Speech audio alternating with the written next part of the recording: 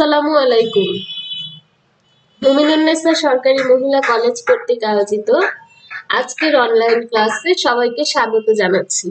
সুপ্রিয় শিক্ষার্থীবৃন্দ, আশা করি তোমরা সবাই ভালো আছো, নিরাপদে আছো এবং যথারীতি অনলাইন ক্লাসে সকলে অভ্যস্ত হয়ে উঠেছো এবং অনলাইনে পড়াশোনা করছো, সাথে সাথে বাসায় বসেও লেখাপড়া চালিয়ে যাচ্ছো। তো আজকে আমি তোমাদের সামনে হাজির হয়েছি। আমি ফারজানা শবনম, সহকারী অধ্যাপক প্রাণীবিদ্যা, মুমিনুন্নেছা সরকারি মহিলা কলেজ। তোমাদের সামনে আমি একাদশ অধ্যায়ের বিবর্তন তত্ত্বের ধারণা, বিবর্তনের মতবাদ সমূহ এবং ল্যামার্কিজম বা অর্জিত বৈশিষ্ট্যের উত্তরাধিকার সম্পর্কিত একটি ক্লাস নিয়ে এসেছি। তোমরা এখানে দেখতে পাচ্ছ ল্যামার্কের সেই বিখ্যাত তত্ত্ব, যিনি বলেছিলেন যে বৈশিষ্ট্যটা সাধারণত ব্যবহার করা হয়, সেই ব্যবহার করা বৈশিষ্ট্যটার চর্চার মাধ্যমেই আস্তে আস্তে সেটা বৃদ্ধি পেতে থাকে। যেমন জিরাফের লম্বা গলার জন্য দায়ী হচ্ছে জিরাফের চেষ্টা, এবং এই চেষ্টার ফলে সে ধীরে ধীরে তার ছোট গলা থেকে লম্বা গলা ফেরত পেয়েছে। এখানে আমি চিত্রের সাহায্যে তার সেই উক্তিটাকে বোঝানোর চেষ্টা করেছি এবং সাথে সাথে এখানে ল্যামার্কের একটি ছবি দিয়েছি, তোমরা দেখতে পাচ্ছ। তো আসো এখন আমরা বিবর্তন কি এই সম্পর্কে একটু বোঝার চেষ্টা করি। বিবর্তন বা অভিব্যক্তি, এটা এমন একটি জীব বৈজ্ঞানিক ধারণা যা প্রজন্ম থেকে প্রজন্মান্তরে জীবের গাঠনিক বা চারিত্রিক বৈশিষ্ট্যের ক্রম পরিবর্তনকে বুঝিয়ে থাকে। কোনো জীবের বংশধরদের মাঝে যে জিন রাশি ছড়িয়ে পড়ে, জীবের বংশধরদের মাঝে যে জিনগুলি ছড়িয়ে পড়ে তারাই বংশ প্রবাহে বিভিন্ন বৈশিষ্ট্য সৃষ্টি করে।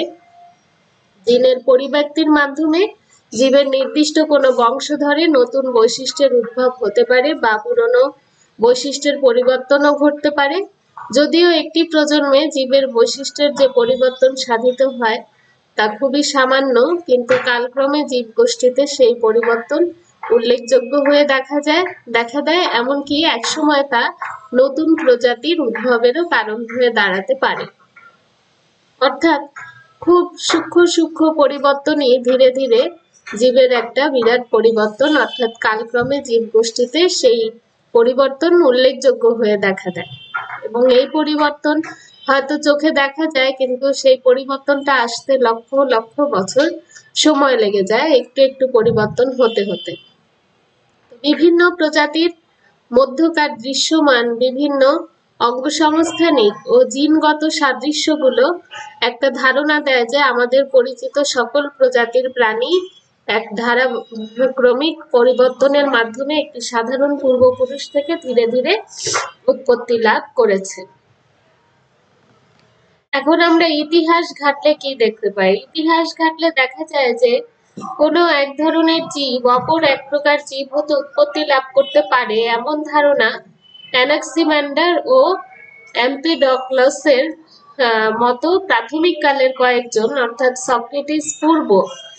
সক্রেটিসেরও পূর্ব গ্রিক দার্শনিকগণ সর্বপ্রথম এরকম প্রস্তাব করেছিলেন। এবং রোমান যুগে এমন কিছু প্রস্তাবনার অস্তিত্ব ছিল।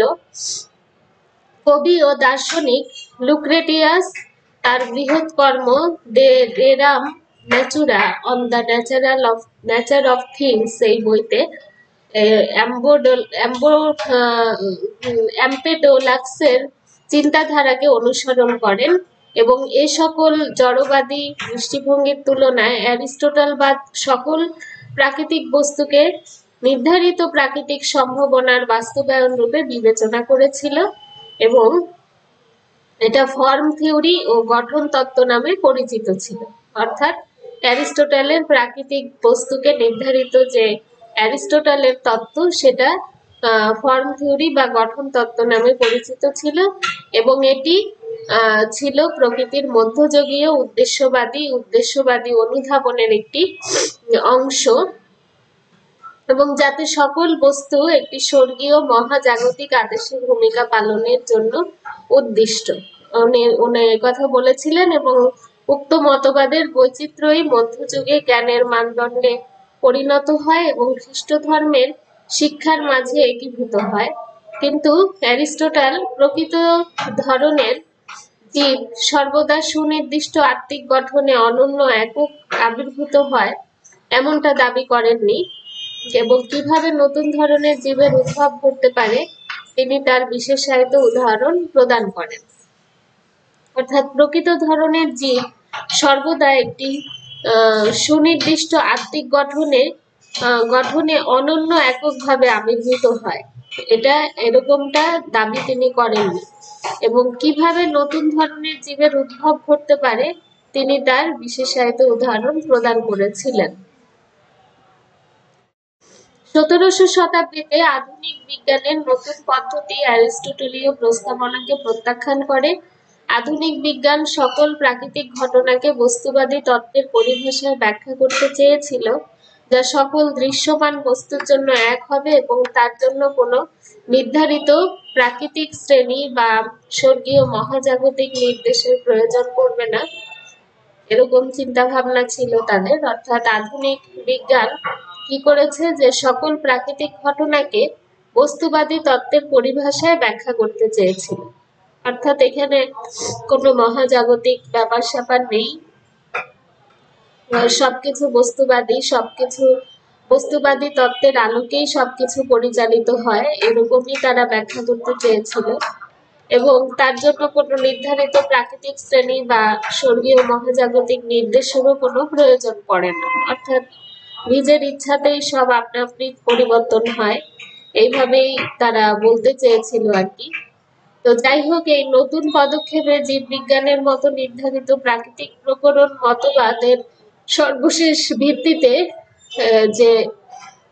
ভিত্তিতে গেড়ে বসার পক্ষে অত্যন্ত ধীর গতির ছিল যে নতুন এই পদক্ষেপটা, যে বস্তুবাদী তত্ত্বের যে পদক্ষেপটা, সেটা প্রাকৃতিক প্রকরণ মতবাদের ভিত্তিতে গেড়ে বসার পক্ষে অত্যন্ত ধীর গতি ছিল। যে তারা যে প্রাকৃতিক একটা শক্তি রয়েছে, সেই শক্তিকে তারা বিশ্বাস করত, সেই শক্তির উপরে এই বস্তুবাদী ধারণাটা প্রতিষ্ঠিত হতে সময় লাগছিল। তারপরে জন রে পূর্বে ব্যবহৃত অধিক প্রচলিত পরিভাষা প্রজাতিকে উদ্ভিদ ও প্রাণীদের ক্ষেত্রে প্রয়োগ করলেন, কিন্তু তিনি প্রতিটি জীবকে একটি আলাদা প্রজাতি হিসাবে কঠোরভাবে শনাক্ত করলেন এবং প্রস্তাব করলেন যে প্রতিটি প্রজাতিকেই সেসব বৈশিষ্ট্য দ্বারা সংজ্ঞায়িত করা যাবে এবং যেগুলোকে তাদের প্রজন্ম হতে প্রজন্মান্তরে বাঁচিয়ে রেখেছে। অর্থাৎ প্রত্যেকটা প্রজাতি আলাদা এবং প্রত্যেকটা প্রজাতিরই আলাদা আলাদা বৈশিষ্ট্য রয়েছে। এভাবে তিনি প্রত্যেকটা প্রজাতিকে কঠোরভাবে শনাক্ত করেছেন এবং প্রস্তাব করেছেন যে প্রজাতিকে সেসব বৈশিষ্ট্য দ্বারা সংজ্ঞায়িত করা যাবে যেগুলিকে তাদের প্রজন্ম থেকে প্রজন্মান্তরে বাঁচিয়ে রেখেছে। অর্থাৎ যেসব বৈশিষ্ট্য তাদেরকে অন্যান্যদের থেকে আলাদা করেছে, সেইভাবেই প্রজাতিকে শনাক্ত করা যাবে। 1735 সালে কার্ল লিনিয়াস কর্তৃক প্রবর্তিত জৈবিক শ্রেণীবিন্যাস সুস্পষ্টরূপে প্রজাতি মধ্যস্থ সম্পর্কের পর্যায়ক্রমিক প্রকৃতিকে স্বীকৃতি দেয়, কিন্তু তখনও প্রজাতিকে স্বর্গীয় বিধান অনুযায়ী অপরিবর্তনীয় রূপে গণ্য করাই অব্যাহত ছিল। অর্থাৎ প্রত্যেকটা প্রজাতি যে আলাদা, তাদের কোনো পরিবর্তন হয় না, এইরূপ চিন্তা ভাবনাই ছিল। এখন এই যে বিবর্তন, অর্থাৎ কালক্রমে যে পরিবর্তন হচ্ছে, এটা কোনো তাৎক্ষণিক প্রক্রিয়া নয় যে অল্প সময়ের মধ্যে এই পরিবর্তনটা সাধিত হলো। বিবর্তন নিরবিচ্ছিন্ন চলমান প্রক্রিয়া এবং এটি খুব ধীর প্রক্রিয়া।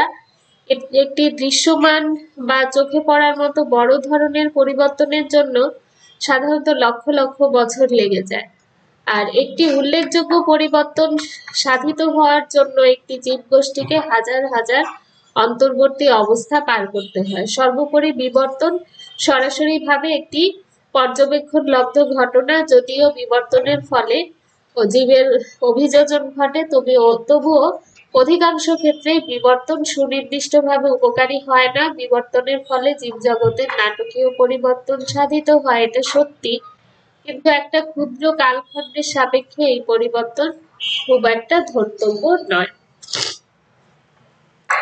এখন এখানে আমরা দেখতে পাচ্ছি যে গিবন এই প্রাণীটার যে স্কেলিটন, হিউম্যানের স্কেলিটন, শিম্পাঞ্জির স্কেলিটন, গরিলার স্কেলিটন এবং ওরাংওটানের স্কেলিটন গুলি আমরা দেখতে পাচ্ছি যে প্রত্যেকটার সাথে সাদৃশ্য রয়েছে এবং ডারউইন তত্ত্ব যে বানর থেকে ধীরে ধীরে মানুষের উৎপত্তি তিনি বলেছিলেন, সেটা আসলে অনেকটাই বিতর্কিত এবং ল্যামার্কের যে তত্ত্ব সেই তত্ত্বটাও আসলে খুব একটা স্থান পায়নি, কেননা তিনি যেটা বলেছিলেন যে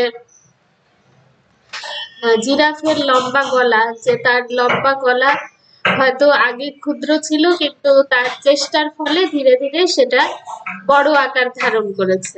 কিন্তু এরকম যে পরবর্তীতে বিজ্ঞানীরা প্রমাণ করতে পেরেছেন যে তার এই কথাটার আসলে কোনো ভিত্তি নেই। অভিব্যক্তির তত্ত্বাবলী ও ল্যামার্কের তত্ত্ব। এখানে অভিব্যক্তির ফলে নতুন প্রজাতি অথবা একটি প্রজাতি থেকে অন্য একটি প্রজাতির উৎপত্তি হয়। অভিব্যক্তির কৌশল সম্পর্কে যেসব বিজ্ঞানী বিভিন্ন তত্ত্বাবলী প্রতিষ্ঠা করেছেন তার মধ্যে ল্যামার্ক এবং ডারউইনের নাম বিশেষভাবে উল্লেখযোগ্য। এখানে অভিব্যক্তির বিভিন্ন তত্ত্বাবলী আলোচনা করা হলো। ল্যামার্কের তত্ত্ব সম্পর্কে বলতে গেলে অভিব্যক্তির উপর বিশ্লেষণধর্মী তত্ত্ব তিনি প্রদান করেন। বিষয়টি 1809 খ্রিস্টাব্দে তার ফিলোসফিক জুলজিক নামে একটি বইতে লিপিবদ্ধ করেন। ল্যামার্কের তত্ত্বকে ল্যামার্কিজম বা ল্যামার্কবাদ বলে এবং কয়েকটি প্রধান প্রতিপাদ্যের উপর ভিত্তি করে ল্যামার্কবাদ গঠিত হয়েছে। অভিব্যক্তি সম্পর্কে ল্যামার্কের মতবাদগুলি আলোচনা করা হলো। প্রথমে হচ্ছে ব্যবহার এবং অব্যবহারের সূত্র।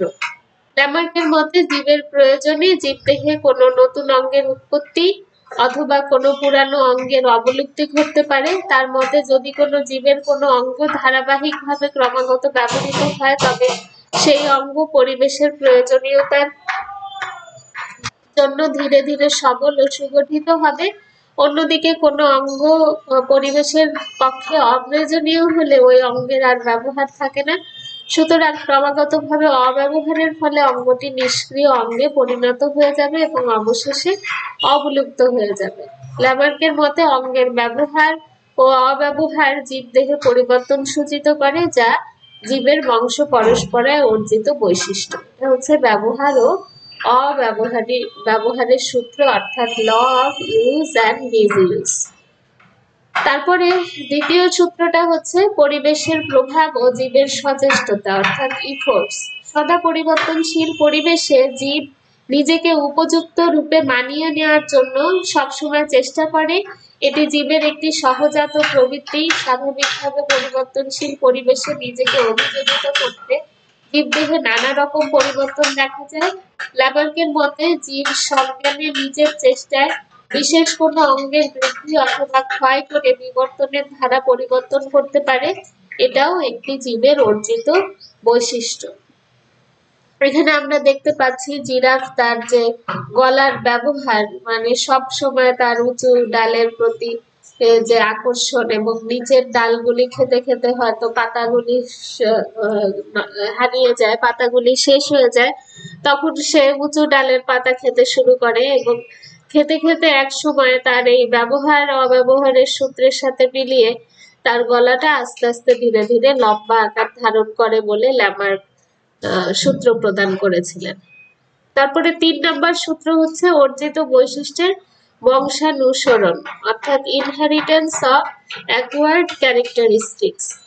ল্যামার্কের মতে কোনো জীবের জীবনকালে যে সমস্ত বৈশিষ্ট্য অর্জিত হয় সেই সমস্ত বৈশিষ্ট্য একজন থেকে অপরজনকে সঞ্চারিত হয়, অর্থাৎ অর্জিত বৈশিষ্ট্যের বংশানুসরণ ঘটে। অর্থাৎ যে বৈশিষ্ট্যটা অর্জন করলো একটা জীব চেষ্টার ফলে, ব্যবহারের ফলে, সেই বৈশিষ্ট্যটা পরবর্তীতে তার বংশে সঞ্চারিত হয়। তারপরে নতুন প্রজাতির উৎপত্তি, অরিজিন অফ নিউ স্পিসিস। ল্যামার্কের তত্ত্ব অনুযায়ী অর্জিত বৈশিষ্ট্যের বংশানুসরণের জন্য এবং প্রতিটি জনতে নতুন নতুন বৈশিষ্ট্য অর্জিত হয়, ধীরে ধীরে একটি প্রজাতি থেকে অপর একটি নতুন প্রজাতির সৃষ্টি হয়। এই হচ্ছে ল্যামার্কের 4টি সূত্র। এখন ল্যামার্কের মতবাদের সপক্ষে আমরা যে উদাহরণগুলি পাই সেটা হচ্ছে ক্রমাগত জলে সাঁতার কাটার ফলে জলজ পাখির পায়ের আঙ্গুলের পরিবর্তে পায়ের আঙ্গুলের অন্তর্বর্তী স্থানগুলো পাতলা চামড়া দ্বারা সংযুক্ত হওয়ায় লিপ্ত পদে পরিণত হয়েছে, এটা একটা সপক্ষে উদাহরণ।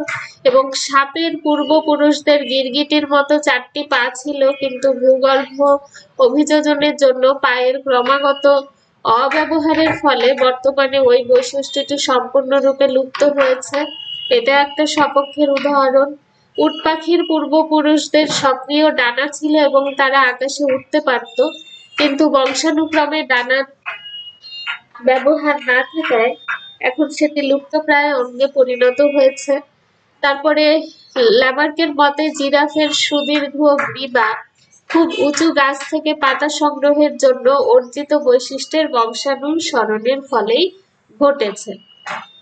উদ্বংশীয় জিরাফ খর্বগ্রীবাযুক্ত এবং স্বভাবগত তৃণাচারী প্রাণী ছিল। এই ধরনের প্রাণীর পরিবেশে তৃণ এবং বিরুৎ জাতীয় উদ্ভিদের ক্রমশ ঘাটতি ঘটায়।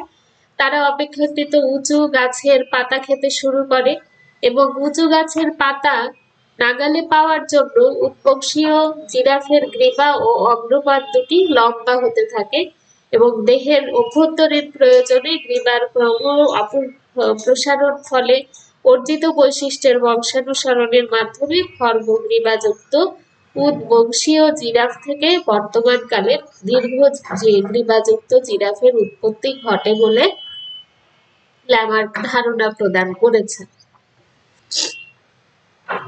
এখন ল্যামার্কের মতবাদের বিপক্ষে যে যুক্তিগুলি রয়েছে, যে তারা বিজ্ঞানী ওয়াইজম্যান এবং প্রদান করেন যে ল্যামার্কের মতবাদকে তারা ইঁদুরের উপর পরীক্ষার ফলাফলের ভিত্তিতে তারা নাকচ করে দেন। তিনি বলেন যে একজোড়া ইঁদুর দম্পতির লেজ কেটে দেন, তাদের সন্তান জন্মানোর সঙ্গে সঙ্গে সন্তানগুলিরও লেজ কেটে দেন। এইভাবে 35টা জেনারেশন ধরে ইঁদুরের লেজ কাটা সত্ত্বেও একটিও লেজবিহীন ইঁদুর জন্মাতে দেখেননি এবং স্বাভাবিক কারণেই তিনি ল্যামার্কের তত্ত্বকে অস্বীকার করেন। অর্থাৎ এটা যে আস্তে আস্তে প্রজন্ম লেজ কাটা ইঁদুরের সাথে ক্রস ঘটানোর ফলে যে এই বৈশিষ্ট্যটা ধীরে ধীরে হারিয়ে যাবে, অর্থাৎ লেজের ব্যবহার না হতে হতে আর লেজ হবে না, এইরকম তত্ত্ব যে ল্যামার্ক প্রদান করেছিলেন, পরবর্তীতে বিজ্ঞানী ভাইসম্যান তার এই তত্ত্বের সাথে আসলে কোনো মিল খুঁজে পাননি। লেজ কেটে দিয়েও পরবর্তীতে 35টা জেনারেশনে তিনি লেজযুক্ত ইঁদুরই দেখেছেন এবং ড্রসোফিলা মাছিকে পরপর 60টা জেনারেশন ধরে সম্পূর্ণ অন্ধকার ঘরে জনন কার্য পরিচালনা করা সত্ত্বেও তাদের কেউই দৃষ্টিশক্তিহীন হয়ে জন্মগ্রহণ করেনি। অর্থাৎ তারা অন্ধকারে থাকতে থাকতে যে আস্তে আস্তে তাদের দৃষ্টিশক্তি ক্ষীণ হয়ে যাবে, সেটাও হয়নি। সুতরাং এইসব কারণে পরবর্তীতে বিজ্ঞানীগণ ল্যামার্কের মতবাদকে আর গ্রহণযোগ্যতা দেননি, কারণ বোঝা গিয়েছে যে তার মতবাদটা আসলে সুপ্রতিষ্ঠিত নয়। এটা শুধুমাত্র আসলে কি বলবো, সৃষ্টি করে, দ্বন্দ্বের সৃষ্টি করে, যার কারণে এটা আর সেরকম ভাবে গ্রহণযোগ্যতা পায়নি। তবে বিবর্তনের কথা বলতে গেলে তার নামটি প্রথমে চলে আসে, কারণ তিনি তত্ত্ব প্রথম প্রদান করেছিলেন এবং সাথে সাথে তার মতবাদের কিছু সপক্ষে প্রমাণও ছিল, যার কারণে তার মতবাদকে এখনো মানে পড়ানো হয় এবং গ্রহণযোগ্যতা দেওয়ার জন্য চেষ্টা করা হয় এবং তার পক্ষে বিপক্ষে যুক্তি প্রদান করা হয়। তো সবাইকে ধন্যবাদ আজকে আমার সাথে ক্লাসে থাকার জন্য। পরবর্তীতে আমি ডারউইন সম্পর্কে পড়াবো। তো সেই পর্যন্ত সবাই ভালো থাকবে। আল্লাহ হাফেজ।